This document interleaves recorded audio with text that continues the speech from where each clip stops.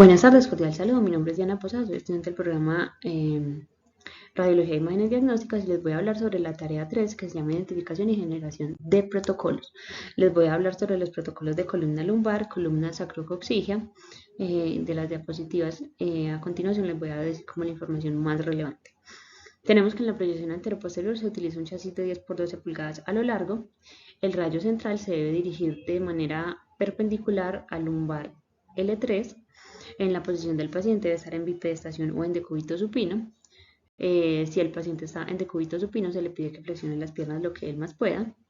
Y si el paciente está en bipedestación, debe tener los pies separados para poder distribuir de manera equitativa el peso. En la posición de la estructura tenemos que el eje longitudinal de la columna lumbar del paciente debe estar alineado con el eje vertical del buki. Mientras se realiza el examen, se le pide al paciente que contenga la respiración. En los criterios de evaluación se debe visualizar de manera clara los cuerpos vertebrales, las articulaciones sacroiliacas, la columna lumbar desde T12L1 hasta L5S1, los espacios intervertebrales. Un posible diagnóstico se puede descartar una escoliosis. Aquí tenemos la manera como debe estar el paciente y la imagen. Otra proyección que tenemos es la lateral. También se utiliza un chasis de 10 por 12 pulgadas. El rayo central se debe dirigir de manera perpendicular a la altura de L3 y 3 centímetros hacia la parte anterior del centro del chasis. En la posición del paciente debe estar en decúbito lateral o en bipedestación. Si el paciente está en decúbito lateral, también se le pide que flexione las piernas. Si el paciente está en bipedestación, también los pies deben de estar separados para distribuir mejor el peso. En la posición de la estructura debe estar longitudinal de la columna, el eje longitudinal de la columna lumbar del paciente debe estar paralelo al eje vertical del buki. En criterios de evaluación se tiene que visualizar la columna lumbar de manera lateral de la unión T12L1 hasta L5S1. Los cuerpos vertebrales y las apófisis espinosas se deben observar.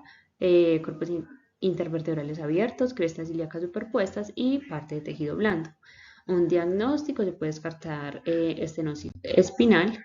Acá tenemos la imagen y la manera de posicionar el paciente. Otra proyección que tenemos es lateral en unión L5S1. El chasis debe ser 8 por 10 pulgadas a lo largo. El rayo central se debe dirigir con una angulación podálica de 5 grados cuando es en hombres y de 10 grados cuando es en las mujeres. La posición del paciente se debe ubicar en decúbito lateral o en bipedestación. La posición de la estructura, también el eje longitudinal de la columna lumbar del paciente paralelo al eje vertical del buki. En los criterios de evaluación se debe visualizar articulación L5S1, el espacio interarticular, parte de tejido blando y se puede diagnosticar si hay un desplazamiento hacia la parte de adelante de la vértebra L5 sobre el sacro. Acá tenemos la imagen. Otra proyección oblicuo anteroposterior, posterior anterior, derecha e izquierda. El chasis se utiliza de 10 por 12 pulgadas. El rayo central se debe dirigir de manera perpendicular. La posición del paciente debe estar ubicada en posición semiprono o en bipedestación. En la posición de la estructura, el eje longitudinal de la columna lumbar debe estar paralelo con la línea media del buki. Los criterios de evaluación se debe visualizar de manera muy clara la parte de columna lumbar desde la T12L1 y también se debe de visualizar el quinto agujero de conjunción. Un posible diagnóstico ayuda a descartar artrosis pacetaria, que es desgaste de articulaciones entre vértebras. Aquí tenemos la imagen. Otra proyección es lateral en hiperflexión e hiperextensión, que se utiliza un chasis de 11 por 14 pulgadas. El rayo central se debe dirigir de manera perpendicular a L3. El diagnóstico indica si hay inestabilidad vertebral. En la posición del paciente debe estar en bipedestación, preferiblemente del lado izquierdo. En la posición de la estructura se ubica de manera vertical la columna lumbar, debe estar paralelo al eje vertical del buki. Si es en hiperflexión, el paciente debe realizar hiperflexión de la columna lo que él más pueda, y si es en hiperextensión, debe de realizar hiperextensión de la columna, también lo que él tolere. Mientras se realiza el examen, se le solicita que suspenda la respiración. En criterios de evaluación se visualiza columna lumbar, entonces ya en hiperextensión los espacios intervertebrales cerrados y en hiperextensión los espacios intervertebrales abiertos. Otra proyección se llama anteroposterior axial, método de Ferguson. El chasis que se utiliza es de 10 pulgadas. El centro del chasis debe estar 4 centímetros por debajo de las crestas ilíacas. La posición del paciente en decúbito supino o en bipedestación. En la posición de la estructura se tiene que el eje longitudinal de la columna lumbar paralelo y alineado con el eje vertical del buki. Criterios de evaluación: es muy importante que se pueda visualizar el espacio articular en L5-S1. Las articulaciones sacroiliacas, parte de tejido blando. Un diagnóstico también puede ayudar a diagnosticar artrosis facetaria, fracturas o lesiones vertebrales. Acá tenemos la imagen.